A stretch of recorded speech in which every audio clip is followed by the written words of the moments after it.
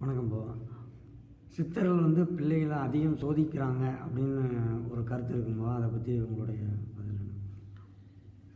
அண்ணன் தம்பிகள் வந்து பிள்ளைகளை அதிகமாக சோதிக்கிறாங்க அப்படின்னு சொல்லி சொலவடைக்கு எல்லாருமே அதை வந்து சொல்லிக்கிட்டே இருக்கிறாங்க. ஒரு பிள்ளை வந்து ஒரு குருநாதர்கிட்டையோ ஒரு சித்தைக்கிட்டையோ போகிறான் அப்படின்னா ஏற்கனவே அவனை வடை சீட்டில் போட்டு வறுத்து தான் கொடுத்துருப்பாங்க.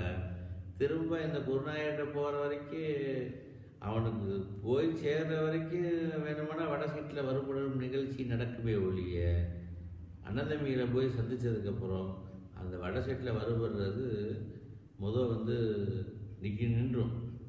இதை வந்து வந்து பிள்ளைங்க நல்லபடியாக புரிஞ்சுக்க வேணும். அண்ணந்தம்பிகளை போய் பார்த்தா வந்து சோதனை மேலே சோதனை வருது அப்படின்னு சொல்லி அப்படிலாம் கிடையாது.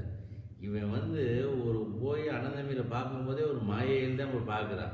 சித்தரை போய் பார்த்தா மந்திரத்தில் மாங்காய் காய்ச்சிரும். இவன் இப்போ 5000 சம்பளம் வாங்கியிருந்தா அவரை போய் பார்த்த உடனே அடுத்த நாளே 50,000 சம்பளம் வந்துடும். தள்ளுவண்டி தள்ளிட்டு இருக்கிற சித்தரை போய் பார்த்தா அவர் ₹1 காசு கொடுத்தா அடுத்த நாள் காலையிலே ₹1 கோடி வந்துடும்.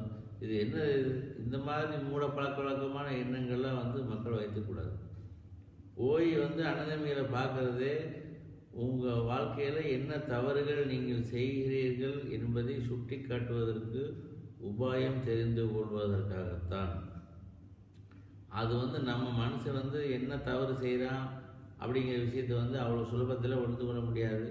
இதுக்காக தான் குருநாதர் போஸ்டிங்கே போட்டு வச்சுருக்காங்க போல் இருக்குது. அப்படித்தான் நட்டுருக்குது. அப்போ குருநாதருங்கிறவர் இதை சரியாக பிரித்தாய்ந்து உங்களுக்கு சரியான நெறிப்படுத்தி உங்களை வழிபாதையை சரியாக செஞ்சு கொடுக்குறவர் தான் உங்கள் குருநாயகர், சித்தர், மகான், என்ன வேணால் பேர் வச்சுக்கலாம். அப்புறம் என்ன வேணால், முனிவர், ஞானி, யோகி.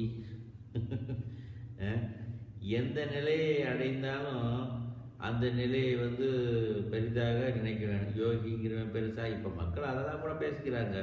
யோகி பெருசா, ஞானி பெருசா, சித்தம் பெருசா, அப்புறமா பிரம்மமே பெருசா அப்படி கூட கேள்வி கேட்பாங்க. இது மாதிரி வாந்தி எடுக்கிற வேலையெல்லாம் வச்சுக்கவே கூடாது. போய் அண்ணந்தம்பியில போய் பார்த்தா சரணாகதித்துவம் அப்படிங்கிற ஒரு விஷயம் பிள்ளையை எப்போ மனசில் வச்சுக்க வேணும். ஒரு குருநாதராக, எந்த குருநாதராக இருந்தாலும் சரி, இல்லை இறைநிலைக்கு போய் நின்னாலும் சரி, சரணாகதித்துவம் அப்படிங்கிறது எந்த கேள்வியுமே கேட்காம என்னை நான் பரிபூர்ணமாக உங்களிடத்தில் ஒப்படைக்கிறேன் அப்படிங்கிற ஒரு விஷயம் உங்களை வாழ்க்கையில் ரொம்ப உயர்நிலைக்கு கொண்டு போகும். அதனால் சித்தன் உங்களை சாதிக்கத்தான் வைப்பான்.